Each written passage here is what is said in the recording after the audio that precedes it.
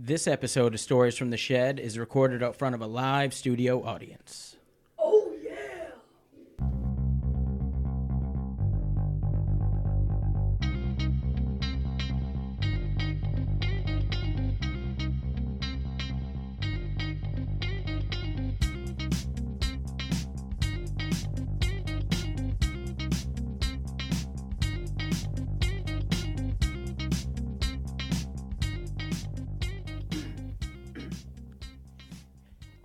And welcome back to another episode of Stories from the Shed. My name is Adam, your host, and with me again this week, a man who was voted most likely to succeed in a beer drinking contest his senior year in high school. Damn, I'm proud of that title. I forgot all about that one. It's Jacob. How you doing, man? I'm good. How are you? Good. Truth be told, I don't think I started drinking until like my 20th birthday. I think you remember, Sarah. You were at my birthday. We went to Megan's house and blah, blah, blah. You're expecting me to remember this. Yeah, I would hope so. I don't remember anything. Anyway, sidetracked. Jake, what's up? Living the life, man. Doing what I love. Yeah. What? That's what we tell ourselves. Yeah, that's right. That's right. I had a week. We'll just You say did? a week. That's it. Yeah, we screwed up today. We tried to release an episode early. Whoops. That was funny. Yeah, that was totally my fault, too. I had hit the wrong button, and then Libsyn did its thing, and it did exactly what I told it to, but it wasn't what I meant. So if you got to listen to that in the early hours... We're not going to tell you what it is if you didn't. Yeah, right. Well, actually, it's already come out at this point because we recorded a week or two or whatever ahead. So either way, anyway. you get a sneak peek. So yeah, congrats. exactly. So good for you. Hold on, there's a golf clap for this somewhere. Anyway, I'll find it. How was your week, Adam? It's all right. I'm glad to be back in the shed. A warmer day in the shed. Found it. Yes. Thank you. Comedic timing is not good so far. We're working on it. We're getting there. It's just one of those finer details of podcasting that we need to Yeah, exactly. work Get on. our shit together. Things are better. We got a dartboard back in the shed now. Yep, that's exciting. Yes, his name is Dart Simpson. Dart Simpson. Simpson. Dat Yeah. Simpson. Dart Dat Simpson. So we got that. That's pretty cool. We have a pretty cool story. Actually, before we get into it, Sarah, what's up? Welcome back. Hello. Hello. Thank you for coming. What's up? What's new? Just finished my last full week of work at my current job before my move, and I have one more day of work, and then I'm completely done. That'll be nice to get away from that job. Yeah, it's kind of stressful, but other than that, yeah, it's just pretty much just making final preps for the move, and then end up moving on April 15th. For the listeners, Sarah is moving to Washington State, and we wish her the best of luck, and she'll come back and visit us, we hope. Maybe we can do some call-ins. You can get in on a couple episodes. Yeah. I know the time difference is going to be a little bit much, but we can hold out if we need to, or we can do it on a Saturday. Yeah, no, I don't expect to be too busy when I first moved there, so. Yeah, and you're going to a nice part of the state, too. There's a lot of job opportunities where that is, and you're going to be way better off out there than you would be here, for sure. Yeah, it's a pretty populated area. It's pretty chill. Going to be in the Seattle metropolitan area, so it's going to be pretty dense, but it'll be a nice area. There's a lot of shopping nearby, a lot of food, easy to walk places, but Yep. we'll still have a car, and if we want to get around to like inner Seattle proper. It'll be nice. Anyway, we wish you the best of luck, Thank you. and thank you for coming back to do this show with us. Absolutely. Yep, for sure. And this week we have a beer I didn't have to buy. That was kind of cool. Yeah, that is kind of Hey, cool. where's the golf clap for that? But Oh. Okay, there it is. Hold on, is this better? yes, we have a what we're drinking tonight is Hold on. Arrogant Bastard Ale. You're Wow, not you worthy. arrogant bastard. Yes, and this one weighs in at 7.2%. And I want everybody in this room right now to take a giant sip of this, a huge one. 7.2%, you say? Yeah.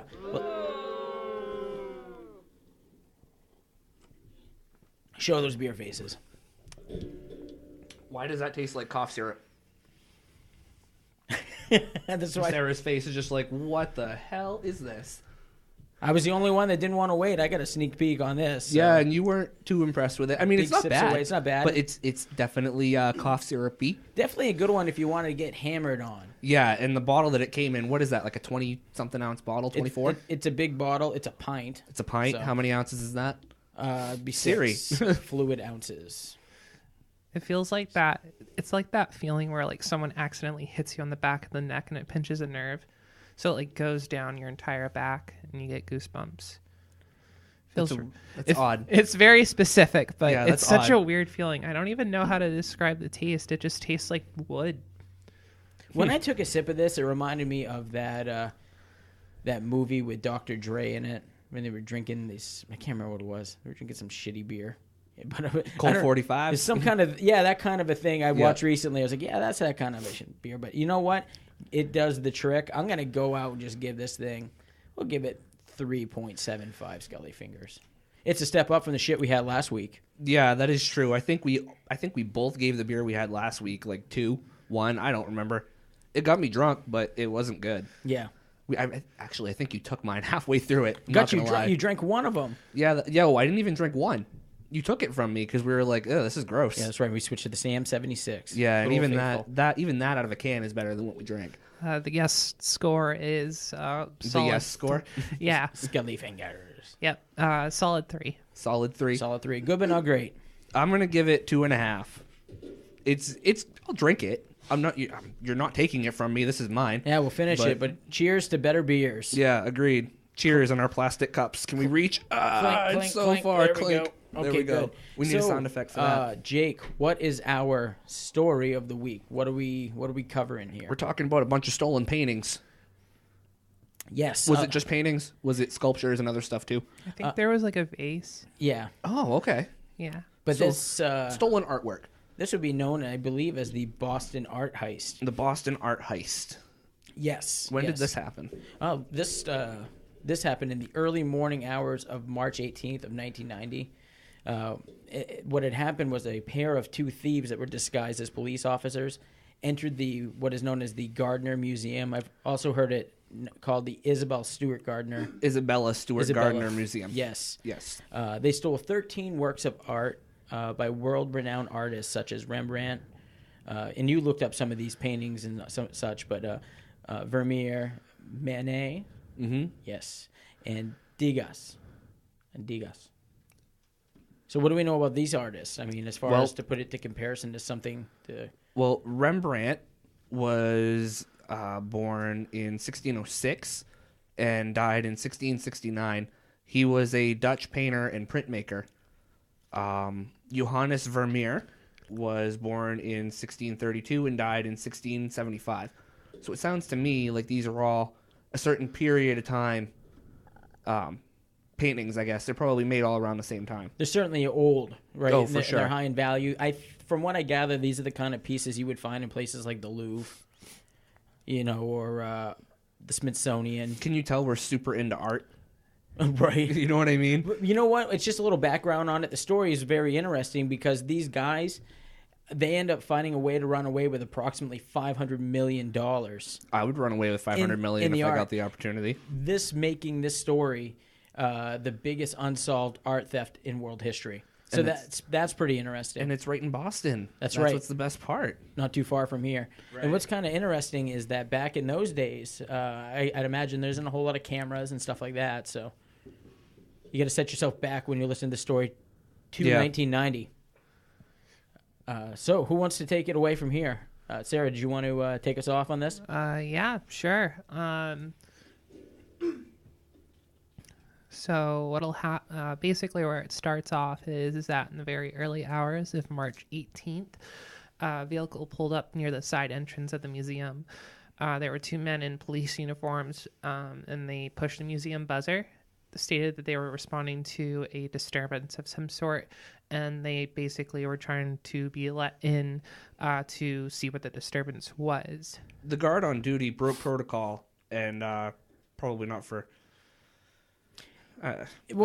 It's kind of odd because you would think if there was some kind of thing that was called into the police department that the security guard would know something about it at least. Really? It is the morning after St. Patrick's Day. Oh, it was. The guard was drunk. Maybe that's what it was. Drunk on duty. Drunk on duty. Yeah. Or maybe they picked this day because they figured it's Boston. Maybe there's a lot of other things going on with drunk people doing things. Right. That it's a good time to distract the police. So I'm glad you brought that up because that makes a lot of, that's a good to point. go into it. It's Maybe like that you went kind of into have the to timing. figure like how long they planned that specific day Right. at that time. So the guard on duty broke protocol and let them in, and the fake officers request that he stepped away from the watch desk, and he and a second security guard were handcuffed and tied up in the basement of the museum. And the thieves basically started making their way through the museum, stealing stuff that they wanted. They left with 13 of pieces of property, pieces of art, whatever you want to call that. And it took them about 81 minutes. Wow. So the whole thing. Not a lot of time to take that kind of How catch. dumb do you think that guard felt? Well, unless you think the guard might have been in on it at this point. I mean, I don't know. I mean, it's possible. I mean, if you think about it, just from what we've talked about so far, I mean, It's possible. that's how they got in. It was a planned thing, potentially. At But this who would point. plan to be handcuffed? Well, anybody who would get a cut. People have done crazier things to get away with stuff or to make money. To get handcuffed and be thrown in the basement of a museum. Look at Cardi B. She used to drug and rape dudes. Okay, you know what I mean? There's just people have done crazier shit. Yeah, that's definitely crazier than stealing $500 million worth of. Well, I don't know. Actually, they're kind of on the same level. Wow. Anyway, These guys so far have gotten away with it. that's true. But this museum, right? It had a variety of different rooms which it housed different pieces of art in. Of course, it being a museum, but with these rooms, they had different names. And this was called the Dutch Room. Now, I don't know if this had anything to do with the type of art that was in there. You could almost maybe imagine.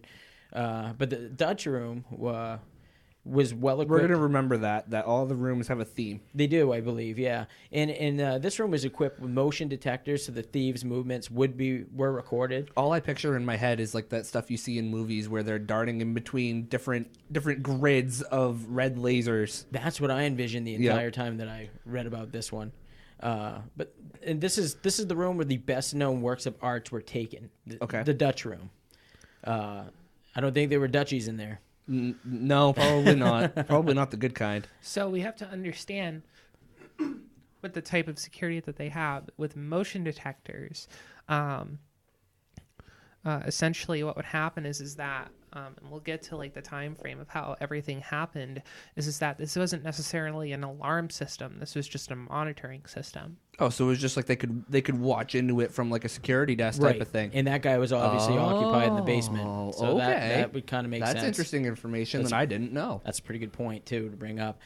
They cut Rembrandt's Christ in the Storm on the Sea of Galilee and a lady and a gentleman in black from their frames. And I'm assuming those are two of his paintings. Yes. And what they did was they took some kind of a razor blade or a box cutter, and they cut along the edges of the artwork. And so that kind of, completely deteriorates the value of the art. Yeah, totally. Oh, that's awful. Why would you?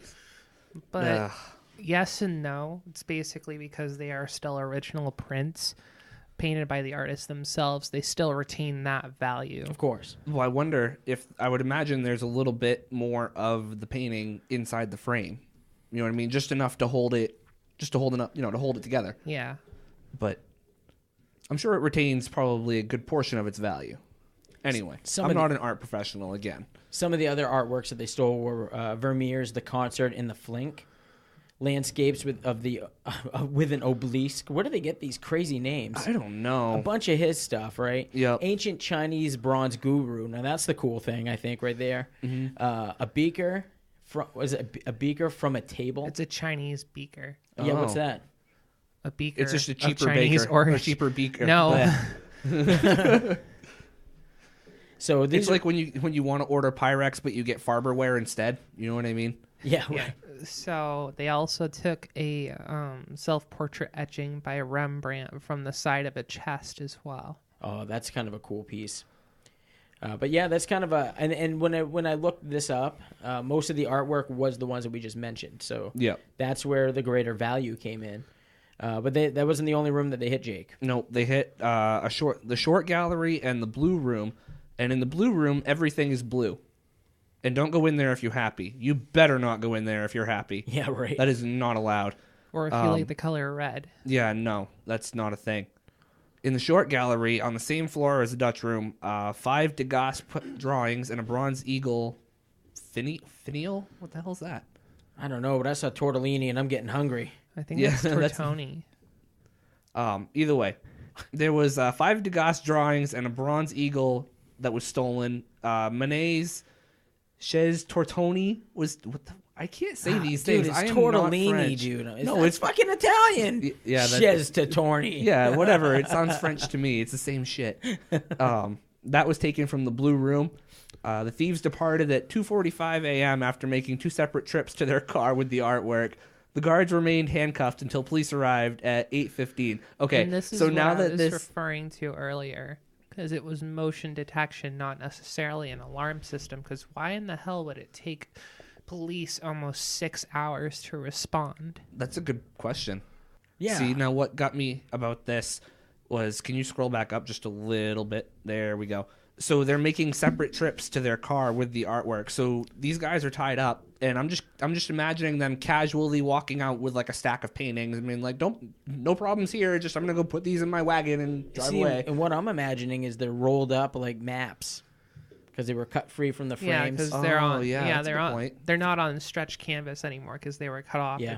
It's just basically just a canvas, so they just okay. roll it up, stick it in the car, and then leave. Right, they would have done okay. that for convenience. Hey, Okay. look, I just stuffed fucking 30 paintings in my car, unseen in the trunk. This is the police. It's for an investigation. Of course, this stuff is like, a few hundred years old. All that paint's like flaking and stuff like that. I know a lot of it's oil paint, but I'm sure that's got to be damaging it. You can't even take pictures of this kind of stuff. When you go to a museum like this, they don't want you to take flash photography of... No, why is that? It dulls the paint. Does it really? Yes. Huh. I went to Paris a while back. Long story, but anyways, I was at the Louvre. They have the Mona Lisa and all that. Yep. And yeah, for sure, there's people there looking for you. Wow. With fixing to take a picture. Wow. Yeah. Huh. So I'd All right, imagine then. this is kind of a similar thing. Yeah, probably. Okay, that makes sense. Yeah. Anyway, where are we going with this? Well, I think we were going to head into maybe talking a little bit about the early on investigation. Probably a good point for that. Okay. Because we know this went on for 81 minutes approximately. Right. Or definitely 81 minutes. And now the police are here. And what's up with that? At 8:15 in the morning. Yes. Now, with this investigation, of course, the chief mission of this was to retrieve the artworks. Of course. The museum, even to this day, continues to actively investigate the theft of artworks in partnership with the FBI and the U.S. Attorney's Office. There's even a $10 million reward for information. So, right. So before we even get into really the earlier on stuff, this is still an ongoing thing. And this is just for the information and the recovery of the artwork. I mean, I don't even, at this point, I think the, what do they call that? When something is no longer within jurisdiction, not jurisdiction, but when you do a crime and it's been so many years and it's out of the It's like statute of limitations. statute of limitations, Yes. yeah. And I believe this is. So whoever did it could come out and say, hey, we did it. Yeah, right. And this is who we sold it to, and I don't even think that would be illegal. Do you think they would actually sell it? Well, why else would you steal this shit? Well, maybe you want a pretty painting in your house. I don't think so. I'm just saying. I think they sold this. For sure. Anyone with information can contact the Director of Security, Anthony Amore, at 617-278-5114, or they can email at theft@gardnermuseum.org. Yes. And that is an ongoing investigation. And what's kind of cool is at the museum right now, they still hang placeholders, empty frames, placeholder, waiting for them to come back. It's like a symbol. It's like a symbol, like we're gonna get it back. That's touching. It's like setting a place at the table for dead relatives. Yes. Oh, jeez, yes. it's morbid. Oh, sorry. That's No, not but- what I meant. Before we get into things, maybe we should take a quick beer break, and then Yep. we'll start looking at the kind of jumping into the theories and the investigation side. Sounds good to me. Great.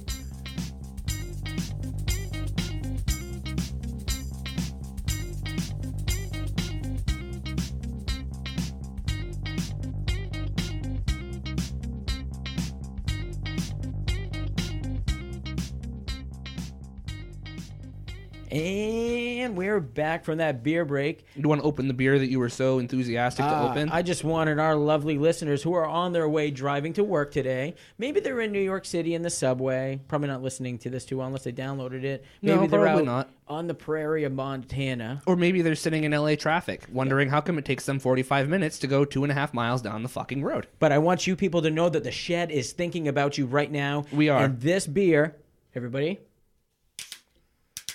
is dedicated to all you hardworking Americans. We It love sounds you. like you broke your leg in 4 different ways. Well, this is America. I drink my beer out of my shit beer. You out also of an sounded aluminum slightly can. Irish when you said dedicated. Irish. You were like, dedicated. He's been reading all the Conor McGregor shit lately. You're gonna throw a chair through the shed door too? I get pissed, goddammit. Yeah, I see that. Good thing it's not glass. Hey, did you see the new artwork I got for the Shed? Yeah, it looks kind of like a Rembrandt. Yeah. Yeah, where'd you get it? I can't say. Oh, wow. Did you buy it? Tell me about all this money you're not investing in the podcast, but you're buying crazy artwork. I know, right? It does look like a Monet. It's a print from a printer. It's a Monet? They didn't even steal anything from Monet. Whoever. Anyways, we're back, right? Yeah, it's very important. So before we get into the theories, I guess, we should cover some background. The Gardner Art Museum was first created by Isabella Stewart Gardner, and this a wealthy Boston arts patron who would collect world-class paintings and sculptures and stuff from Asia and Europe. Yep. Did you guys y'all find any reading on that? No, we didn't We find dropped no that reading one on today. that. We're looking at the same notes. Cooper Lopez says y'all. Y'all. Anyways, in 1903, she arranged her 2,500 or so treasures. This was a world collector. This bitch has a problem. Yeah, well, inside I only have 3 cars. 2. Sorry. inside, and this is very hard for me to. I was adjusting the mic and the spring just like decided to have a mind of its own. Of course. That's always what happens. So her massive 2,500 piece collection. I wish I could have 2,500 cars. I wish I could have 2,500 of anything. That's $2,500 would be even better. Get on that Patreon, Adam. That's right. Let's get going with that. So she had stored this in a just finished Venetian style palazzo. I don't even know what the hell that is. Me either. Sounds like a fancy house. Yeah, I would say it's like some form of like house. Well, it must be because it became her house. Certainly sounds edible. Edible houses? Oh my God. Just the name What? sounds delicious. It sounds delicious. It has a P, 2 Z's, and an A. It must be Italian food. So she lived there, but this place was also a museum that was open to the public. Oh, that's cool. Just invite the public into your house. Well, I'm sure it was separated, but they'd be kind of like, hey, Come in, have some tea with me. Cup of coffee, please. No thanks. Now her memorial. Her memorable fiat was that upon her death in 1924, not one item could be moved from the spot she had chosen to display it. So basically, that place was like a time capsule. So I'd imagine things were added to it Shui. since then, since her death. But I wonder. But those pieces that were there at the time of her death Had to be left there. had to be left there. Okay, that's reasonable. Except for those 13 that were jacked. Yeah, right. Exactly. I'm sure she wasn't thinking in 1924 that her shit's gonna get jacked. And then at that point, when you're on your deathbed, do you really care? I think she did because she didn't even want to move. That's true. All right. Yeah. But after midnight on that date in March of 1990, as mentioned earlier, St. Patrick's Day festivities from the night before were winding down. I'm sure there's all these drunken Bostonian hooligans in the street, and the police are busy. You hooligans. Hooligans. Adam doesn't like people from Boston. I love them. You do? Okay. Go Bruins. Go Bruins. In Boston, hooligans is a compliment. That's a compliment. They were doing their hooliganian type They're things. hooliganian type things. And what an adjective. It just makes sense that this would be the time, like stated earlier, that would make sense to pull something right. like this off when the Right. police are occupied and Everyone's drunk and pissing in the streets. certainly and- not suspecting things. Right. This all had gone down. I don't think. I hope Boston is nothing like we're describing it. So this had all happened, and it was like a perfect timing type thing. It's kind of a part of the theory that I would go with. But some people did expect the artwork to rapidly appear, and within certain reason. Right. I mean, people that would steal this would most likely want to sell it. Well, yeah. Like you said earlier, what would be the point if you're not gonna try to sell it? or try to make some money off it. You know what I mean? You went through all the trouble of trying to steal it. What good does it serve you if you can't display it and you can't sell it? It seems like a lot of trouble. Well, yeah, but to when just you're show making, off. when you're stealing $500 million worth of art or whatever it was a lot of money anyway. I think it's worth it in the end if you can actually get $500 million. Yeah, as long as you don't get caught. But these I items, am not condoning thievery. These items never showed up, not even on any black markets anywhere. Oh wow! In fact, 7 years later, the museum even upped the ante and increased its reward for these artifacts from $1 million to $5 million. And they still haven't gotten anything. Trying to sweeten that deal up a little bit, and right. Nobody's come forward. I'm sure 25 years later, frames are still empty. Yeah, very interesting. Yep. Now, early on, investigators focused on Miles J. Connor Jr. He was a career art thief, and our notes are all messed up. Just kidding, everybody. Who in 1975 had stolen a Rembrandt from the Museum of Fine Arts here. I'm assuming in Boston. In Boston, yeah. In Boston, and used it. I know. I'm sorry. That would be himself. in New York. Oh, yeah. Okay. Yeah. See, well, you pulled this from a New York Times article. New York Times article. Yeah. So okay, this guy had stolen this piece in a New York museum. Oh, okay. And some of this is written in first person, which is kind of weird. But anyway. Yeah. Apparently, Mr. Connor himself came forward in 97 with an associate whose name was William P. Youngworth III. He sounds very rich and very Jewish. Certainly doesn't sound like a thief. Youngworth isn't... I wouldn't call that... He's Jewish. young and he's worth. Yeah. I'm giving him compliments. Compliments to you, Mr. Youngworth III, to say that he had planned the Gardner heist. Though he had been in jail when it took place, Mr. Connor also insisted that it mirrored a scheme he had devised in the 1980s.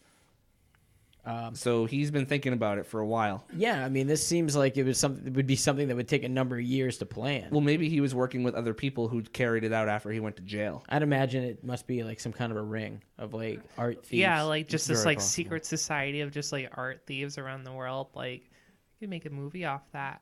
Yeah, well, it's Yeah. almost like Ocean's 11 or whatever. Sly Cooper. Yeah, these things are. In fact, I would imagine that movie's probably based off of this. I'd say that Ocean's 11's based off of Sly Cooper. Sly Cooper, what the hell's that? Oh, you never played it? No. PlayStation 2. You play as like a raccoon and you steal art. Oh, Oh, today I learned. of course, there was some quick suspicion pointing towards James Whitey Bulger. Well, of course, because he was big at the time. Of Question course, mark? yeah. That's a whole other story from the shed that we could cover. Yeah, we could. How We're he not was gonna. murdered in prison, but We ain't gonna. anyways, so he was suspected, but this was an easy dismissal. He was busy with other things going on. Yeah, he was busy murdering people and selling drugs and funneling arms to the IRA. Yeah, which I don't know if anyone here has done any research on that. Yeah, basically the IRA is short for the Irish Republican Army. There were multiple iterations of it, but some of the most recent iteration of it was pretty much from like the 40s to the 60s. It's Irish car bomb. That's where that came from. It was pretty much an army comprised of minority Protestant Irish people, pretty much going up against the Church of England for a bid of independence and religious freedom. In 1960? Mm-hmm. Wow, I didn't realize that struggle was that recent. Yeah, no, there's a lot of like people that are still alive that were like adults and kids that were in the IRA. Wow, I didn't realize that. Like again, that was that recent. Thing was, there was nothing that connected him to that, though. No, nothing to the art heist anyway. There was Right. plenty of other things that connected him to whatever else he did. Yeah, that's for sure. We really don't need to get into it. There was a book about the art heist that was called Master Thieves, and it was by Stephen Kerr, some Kurkjian. That's a name that I cannot Kajurkian, I think. You're putting Kurkjian? You're putting in Kurkjian? letters that don't exist. Yeah, either way. So in that book, a Boston Globe reporter who tracked the case says that another lifelong Boston crook named Louis Royce had dreamed up the robbery. There was an interview with Mr. Royce, and the Boston Globe reporter quotes him as saying that his criminal associates actually stole the idea from him. The investigators say that it's basically a bullshit story. They have no evidence to support that. In that same book, the author says that the reporter, oh no, it's the author, I'm sorry. Yeah. The author says that he provided other information to the investigators, including a possible motive for the theft. And that motive was to exchange the masterpieces for the release from prison of a Boston mob leader. Really? That's interesting. Well, I mean, that's certainly a way to do it. That would definitely, you think that would, yeah, for sure. Yeah, $500 million. You release this guy, I'll give you back all your paintings. Now, anticipating a wave of interest and possible criticism on the eve of the 25th anniversary of the robbery, the investigators, I believe these guys were the original investigators. Mr. Amore. Mr. Amore and Mr. My name and is Mr. Enzo Kelly. Amore.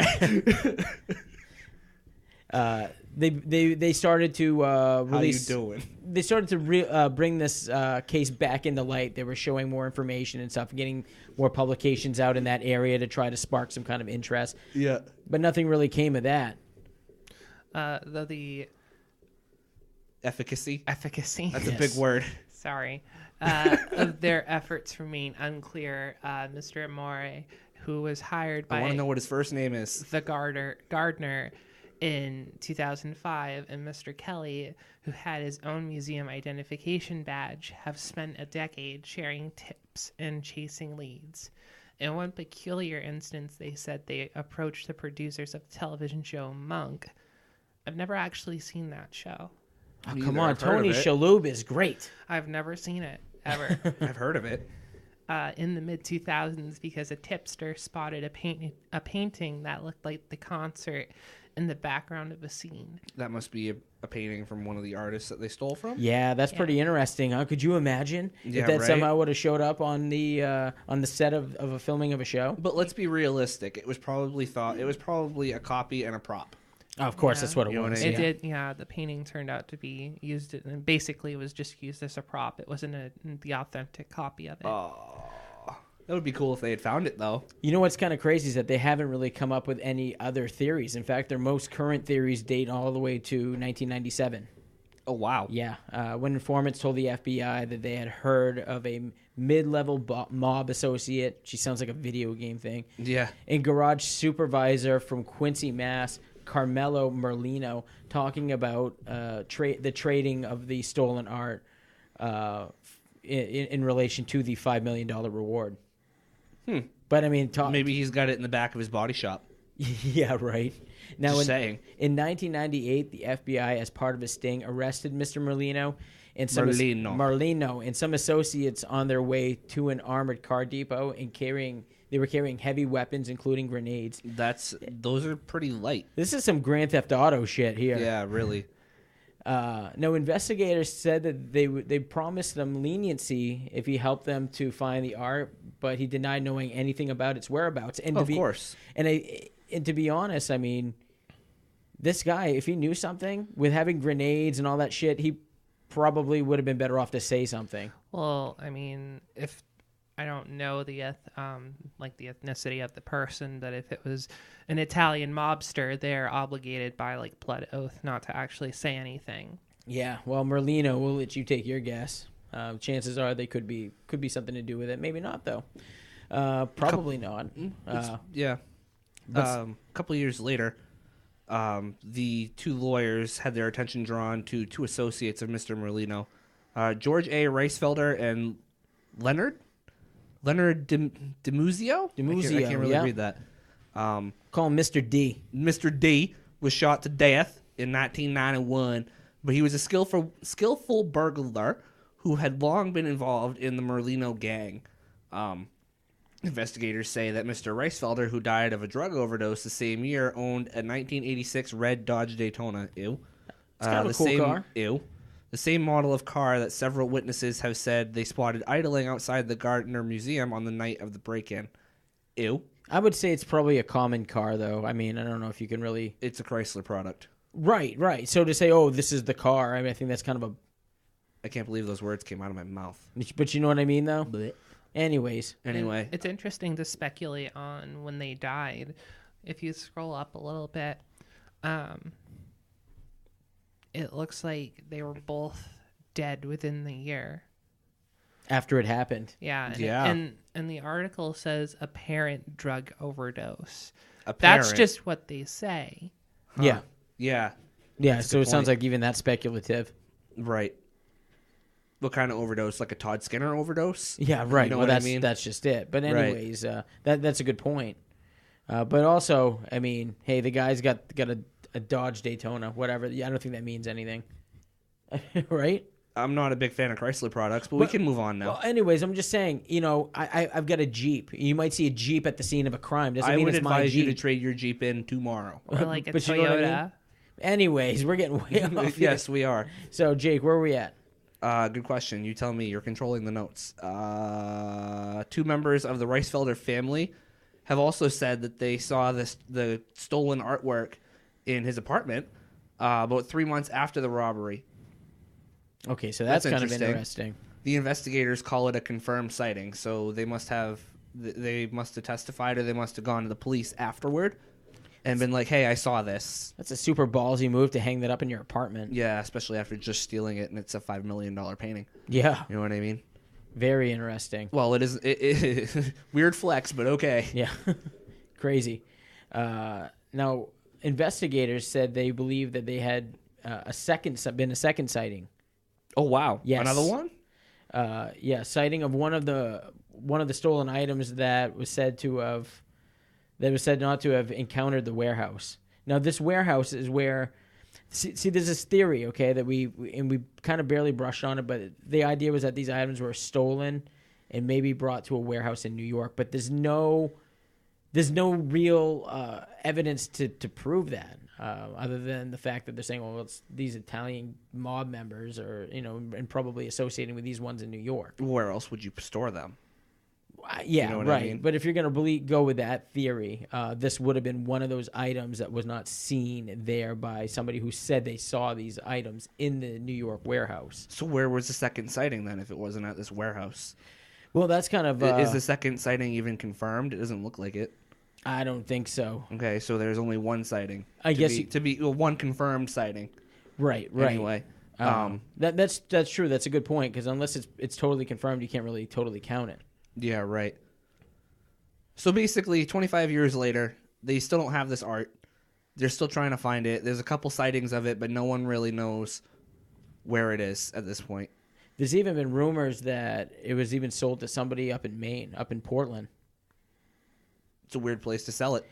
Yeah, I was reading that this article that there was some, and again, tied with the mob and all that. Living up in Portland, Maine, had purchased some of this art, and it was in his place, and that there were some people, of course, that said they had seen it there, but not necessarily confirmed, of course, sightings. Miller Lite tastes like stale bananas. So since we Just tastes like water to me. I don't know if it's a good thing or a bad thing. So since this art's gone missing, there's only been one confirmed sighting of one piece. Right. And other than that, there's been nothing in the everything else has been left to theory. Yep. But this There's is a lot of theories on this, but well, that's no one all really there knows. is. When you have something that happens that only lasts 81 minutes, and there's really no evidence pointing to much other than there's been a lot of speculation and people running on speculation, which is pretty Right. much all that I found. I don't know about anybody else. No, not really. That- So I guess we can wrap up this story. Do you guys think they're ever going to get it back?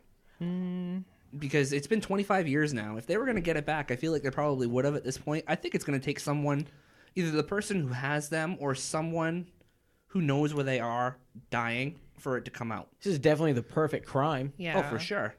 It's going to be like one of those things we're going to read when we're like in our 50s and being like, oh, holy crap. Like one of those things, because it's like, I think at this time, there's no one that's willing to come forward and say, oh, okay, yeah, I know exactly where they are. Everyone that would know at this current time is dead. Right. Yeah. Maybe there'll be something that gets stumbled across in 100 years, too. The thing is, we might be surprised even sooner because the statute of limitations is up on this. So somebody the two guys that went in there and stole it. Now, does anybody think that the guard had anything to do with it? Because I think potentially. I mean, listen, this person here. What do we know? He let in two cops to some kind of a call to the museum. Wouldn't the security guard be the guy making the call to the police? Think. So you would think. It almost seems like he has to have had something to do with it. Oh, and at the expense, I know he said, oh, well, who wants to be handcuffed? At the expense of being fucking handcuffed for an hour and a half, 2 hours in a basement till the police show up. Yeah, please handcuff me and scuff my fucking wrist up and give me my, $4 or $5 million from this. I don't care. You know what I mean? I would be interested to see what happened to the security guard after that whole event. You know what I mean? Did he get fired? Did he get any disciplinary action at all? I wouldn't imagine, because he got robbed. Well, we didn't read anything up on the security guard any further than this. So No. basically what you can imagine is that they looked into him, Right. and it ended there. Yeah, but that seems to make sense. And if something had happened with him, like he was involved in it, it would be within the information that we'd found. Yeah. I mean, I'm of the opinion that Reisfelder and DiMuzio were the ones who actually did rob the museum. It's just that it's all speculation at this point, because they both died like within a year of the heist, Which would totally make sense. which is like absolutely. one of the biggest heists possibly around that time. Right. And then they just randomly die. Something doesn't seem right. Well, and with that, the story kind of dies in some ways too, because what are you going to chase a ghost, right? So Yeah. I could kind of see that, where you're like, okay, within a short amount of time, the people who actually did it are dead. Mm-hmm. Then what do you have to go off of for the next 30 years? Nothing. Nothing. And so And like this is that, one of those crimes that you can't. Unfortunately, you can't really prove with solid evidence, because they didn't really leave much. yeah, right, Right. Yeah, it was just a combination of the good timing that they had, the premise Right. that they were there for, possibly someone cooperating with them in the heist while it was happening. Right. Whether in on it or not. Yeah, time Yeah. of day, technology at the time, security technology, like it's It's the perfect crime.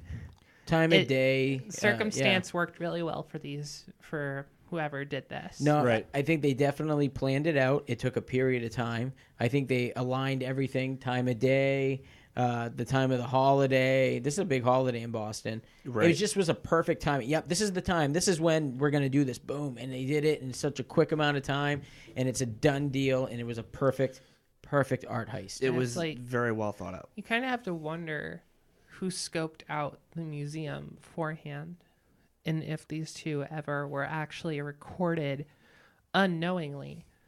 Didn't sound like they had a whole lot of cameras going on.